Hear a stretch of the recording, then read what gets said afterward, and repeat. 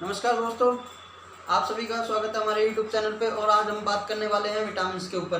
दोस्तों, विटामिन्स हमारे शरीर के लिए क्यों इम्पोर्टेंट है, उनका महत्वपूर्ण योगदान क्या हमारे शरीर के लिए, और उनका रासायनिक नाम क्या है, उनसे होने वाली बीमारी क्या है, ये सभी हम अपने इस वीडियो में डिस्कस करेंगे। और ज़्यादा देरी ना करते हुए हम डायरेक्ट अपने वीडियो पे चलते हैं। दोस्तों, विटामिन एक प्रकार का कार्बनिक यौगिक है जिससे कोई कैलोरी या ऊर्जा प्राप्त नहीं होती है, परंतु ये शरीर में विभिन्न रोगों से हमारी रक्षा करता है।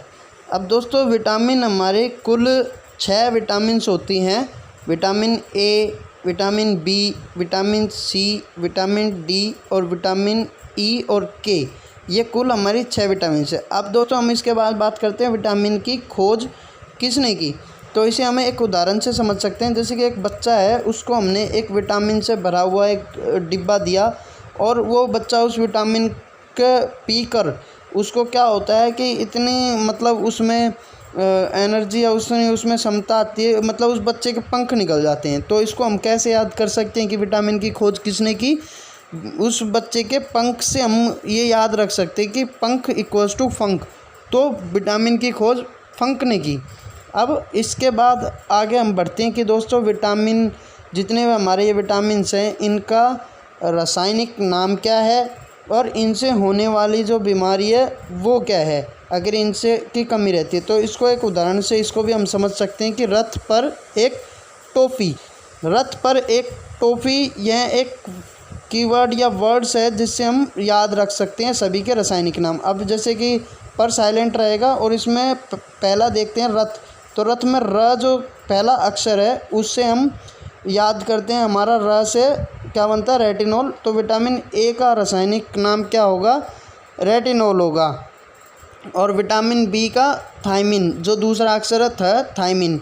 अब इसी तरह से विटामिन सी का पर साइलेंट है तो ए पे आएंगे डायरेक्ट। ए से क्या होगा? एस्कॉर्बिक अम्ल। विटामिन सी का नाम एस्कॉर्बिक अम्ल। विटामिन डी का कैल्सीफेरॉल, जो चौथा अक्षर है का है तो कैल्सीफेरॉल। अब आएंगे विटामिन ई पे। तो लास्ट जो हमारे 2 अक्षर बच गए, टॉफ़ी, टॉ में आएगा टोकोफेरॉल। और इसी तरह विटामिन के होता है हमारा फिलोक्विनोन। लास्ट अक्षर हमारा टॉफ़ी का फी का फिलोक्विनोन। इस तरह से हम इनके रासायनिक नाम याद कर सकते हैं। बहुत ही आसानी से हम इनके नाम याद रख सकते हैं। बस एक कीवर्ड याद रखना है, रथ पर एक टॉफ़ी। पर को हमें याद नहीं रखना, साइलेंट है। रथ एक टॉफ़ी, ये 6 अक्षर से 6 रासायनिक नाम हमारे 6 विटामिन्स के बन जाएंगे। अब विटामिन ए से होने वाली कमी क्या होती है? रतौंधी या संक्रमण का खतरा।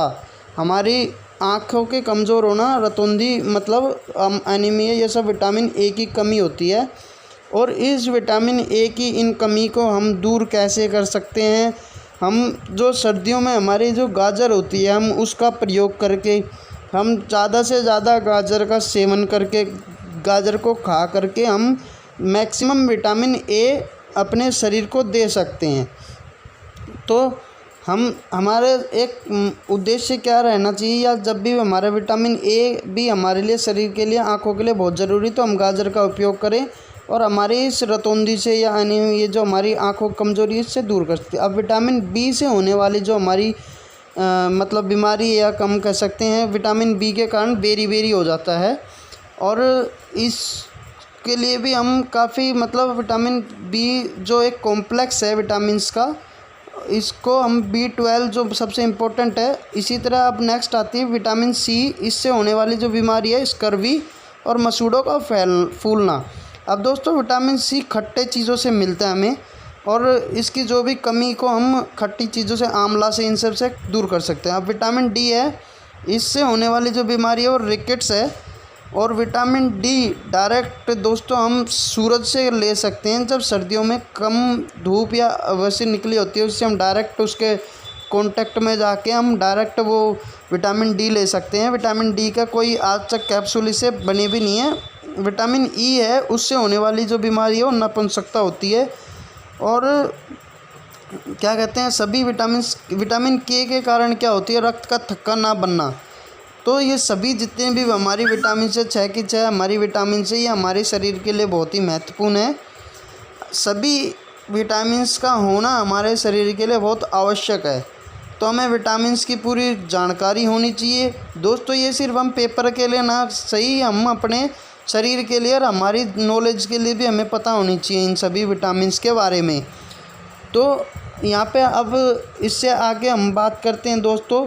तो जो भी हमारी विटामिन्स है, अभी इन सब से कितनी हमें मिलनी चाहिए, क्या है, ये सब हमें पता होना चाहिए। और ये सिर्फ एक नंबर लेने के लिए नहीं, हमें हर चीज़। अब दोस्तों हम बात करते हैं विटामिन कौन सी जल में घुलनशील है या नहीं है। तो इसको हम सबसे पहले पानी में घुलनशील के लिए हम जैसी भी याद कर सकते हैं, जैसे जल, सी से विटामिन सी और बी से बी। अब पानी में घुलनशील नहीं है। अब देखो दोस्तों, यहाँ मैं दिखा रहा हूँ आपको उदाहरण। कीड़ा, एक कीड़ा पानी में गिर गया, वो दिख रहा है हमें, घुला नहीं है। जबकि कीड़ा वसा में गिरा, वो वहाँ पे क्या है, घुल जाता है, वो हमें नहीं दिखता। तो कीड़ा से क्या बनता है, जो कीड़ा के, ई, डी और ए, कीड़ा, और ये 4 एक विटामिन है, विटामिन के, विटामिन ई, विटामिन डी और विटामिन ए। तो ये चारों विटामिन्स क्या होती हैं, पानी में नहीं घुलती, जबकि ये वसा में घुलती हैं। तो हम इसे याद कर सकते हैं, कीड़ा जो है वो वसा में घुल जाता है, जबकि पानी में नहीं घुलता, वो हमें दिखता है। तो हम ये बोल सकते हैं ये सारे जो चारों विटामिन है वसा में घुलनशील है। जबकि जो हमारी 2 विटामिन बच गई, विटामिन बी और सी, ये हमारी जल में घुलनशील है। जे, सी, बी से हमें याद कर सकते हैं। विटामिन जल के अंदर विटामिन बी और विटामिन सी घुल जाती हैं। अब दोस्तों विटामिन बी जो है वो हमारा एक कॉम्प्लेक्स है, काफ़ी विटामिन्स का हम बोल सकते हैं। और इसमें जो सबसे ज़्यादा पूरा एक विटामिन्स का अलग से ये कॉम्प्लेक्स माना जाता है। ये इसकी अगर बात होती है, अलग से बात होती है विटामिन बी की। इसके अंदर जो सबसे महत्वपूर्ण हम बात कर सकते हैं विटामिन बी के अंदर, तो हम बोल सकते हैं विटामिन B12 जो है वो हमारा सबसे इम्पोर्टेंट आता है। और इसके अंदर ये हमारा विटामिन B12 का रासायनिक नाम साइनोकोबालामिन होता है। और इसके अंदर देखो दोस्तों, जो कोबा दिख रहा है आपको बीच में, तो हम ये कह सकते हैं विटामिन B12 कोबाल्ट से पाया जाता है। मतलब B12 हमारा विटामिन अगर हमें लेना है, कोबाल्ट हमें लेना चाहिए। अब दोस्तों हमने पढ़ा है उस पर एक टेस्ट लगाते हैं विटामिन्स का। जितने भी vitamin A, B, C, D, E, K, इनसे हम एक टेस्ट लगाते हैं और इसमें हम देखते हैं हमें कितना आता है, कितना नहीं आता। और हम इससे एक करते हैं, पहला क्वेश्चन जो हमारा है, इसमें से कौन सी विटामिन से ऊर्जा प्राप्त नहीं होती, मतलब किससे ऊर्जा नहीं मिलती। तो विटामिन से ऊर्जा नहीं मिलती दोस्तों, बाकी सबसे हमें ऊर्जा मिलती है। रतौंधी का जो मुख्य कारण है किस विटामिन की कमी से होता है, तो सबसे पहले हमने बताया था विटामिन ए के कारण कौन सी वो होते हैं, रतौंधी और संक्रमण। विटामिन ए उपलब्ध किस में होता है, गाजर में।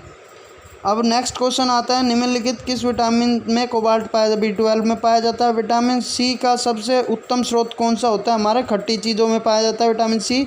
तो आंसर आंवला हो गया, ए ऑप्शन हो गया। विटामिन सी का रासायनिक नाम क्या है, सी का जो अब ABC तीसरे अक्षर पे आता है, तो रथ पर एक आएगा, ए से क्या कौन सा होगा, अस्कॉर्बिक अम्ल होता है। तो हमारा विटामिन सी का अस्कॉर्बिक अम्ल। नेक्स्ट क्वेश्चन देखते हैं दोस्तों हम, अस्कॉर्बिक अम्ल क्या है, एक विटामिन है ना, ये एंजाइम है, प्रोटीन वसा कुछ नहीं है, विटामिन होता है। मछलियों के यकृत के तेल में किसकी प्रचुरता होती है, मछली के यकृत के तेल में जो हमारी होती है कौन सी विटामिन हमारा जो होता है विटामिन डी को सबसे फेमस मिलता है उससे, मछलियों के यकृत। विटामिन डी का रासायनिक नाम क्या होता है दोस्तों, रथ पर एक। तो ए क आएगा इस पे, हमारा जो क से क्या बनेगा, कैल्सीफेरॉल बनेगा। इसके बाद नेक्स्ट क्वेश्चन पे हम दोस्तों चलते हैं, विटामिन ई का रासायनिक नाम क्या है। ई हमारा 5वें पे आता है और 5वें पे आता है रथ पर एक, टॉफी, ट से बनेगा इसका हमारा जो रासायनिक नाम है, टॉकोफेरॉल बनेगा इसका। तो ऑप्शन सी हो गया आंसर। इससे किस विटामिन का संबंध रक्त का थक्के से है। अब रक्त का थक्का किस विटामिन के कमी के कारण नहीं बनता है, मतलब उससे विटामिन हमारा के होता है, आंसर डी हो गया इसका, ऑप्शन डी। बच्चों के में अंगों की अस्थियां मुड़ जाती हैं, यदि इस कमी हो तो विटामिन डी, इसका आंसर हो गया सी ऑप्शन है। नेक्स्ट क्वेश्चन है दोस्तों, उस पर हम चलते हैं। और नेक्स्ट क्वेश्चन क्या है हमारा, नेक्स्ट क्वेश्चन है, इनमें से कौन सा वसा में विलयन नहीं है। अब दोस्तों जे, सी, बी जल में वलय है, बी और सी तो वसा में नहीं है। तो विटामिन बी हमारा इसका ऑप्शन है, बी ऑप्शन विटामिन बी। वसा में नहीं मिलता है। अब मनुष्य के नेक्स्ट क्वेश्चन आता है, मनुष्य के नेत्रों के स्वस्थ संचालन के लिए किस विटामिन का संबंध है? जो स्वस्थ नेत्र से के लिए आता है विटामिन ए आता है हमारा। इसके बाद नेक्स्ट क्वेश्चन जो है सनसाइन विटामिन है। सन, अब सूरज देखो इसमें सनसाइन है, सन से डायरेक्ट हमें कौन सा विटामिन मिलता है? Vitamin D. तो ऑप्शन हो गया सी। नेक्स्ट क्वेश्चन है दोस्तों, वो देखते हैं हम, मानव शरीर में संक्रमण को रोकने वाला विटामिन। अब संक्रमण विटामिन अगर एक की कमी है तो हमारा संक्रमण फैलता है, तो विटामिन संक्रमण को कौन रोकता है? Vitamin A, option A. Next question, निम्नलिखित में से कौन सा विटामिन बी कॉम्प्लेक्स समूह से संबंधित नहीं है? अब विटामिन बी है उसके काफ़ी सारे देखो अपने आप में कॉम्प्लेक्स है, थायमिन है, राइबोफ्लेविन है, पेरिडोक्सिन है, ये सब विटामिन बी कॉम्प्लेक्स के अंदर आते हैं। इसका आंसर क्या आएगा? संबंध कौन सा नहीं रखता? रेटिनॉल। क्यों नहीं रखता? इसका विटामिन रेटिनॉल किससे? विटामिन ए से संबंध है, तो यहाँ ऑप्शन सी हो जाएगा। विटामिन ए की कमी से क्या होता है दोस्तों? विटामिन ए की कमी से हमारा कौन सी कमी आती है? इसके अंदर ऑप्शन हमारे विटामिन ए से रतौंधी होती है, संक्रमण होता है, और दूसरा क्या और क्या होता है? हमारा नाइट ब्लाइंडनेस हमारा विटामिन ए की कमी से होता है। नेक्स्ट क्वेश्चन, निम्नलिखित में से कौन सा स्कर्वी रोग के इलाज में उपयोगी है? आंवला। विटामिन बी2 का अन्य नाम क्या है? Vitamin B. अब देखो बी के अंदर कॉम्प्लेक्स होता है ना, बी12 बी2, तो बी2 का क्या है? राइबोफ्लेविन नाम है, होता है बी2। निम्न में से कौन सा घुलनशील है विटामिन पानी में? तो JCB जल में सी विटामिन सी और बी घुलनशील है। अब यहाँ ऑप्शन में क्या है? सी तो है नहीं, तो विटामिन बी आंसर होगा, तो ऑप्शन हमारा क्या हो गया? बी आंसर है इसका, विटामिन बी हमारा जल में घुलनशील है। अब नेक्स्ट देखते हैं हम दोस्तों, नेक्स्ट क्वेश्चन क्या है हमारा? विटामिन डी क्या है? विटामिन डी अब चौथे नंबर पे आ रहा है। तो शुरू में हमने रथ पर एक अ और एक क अक्षर से बनता है कैल्सीफेरोल। दोस्तों यह वीडियो आपको अच्छी लगी तो इसे ज़्यादा से ज़्यादा शेयर करें।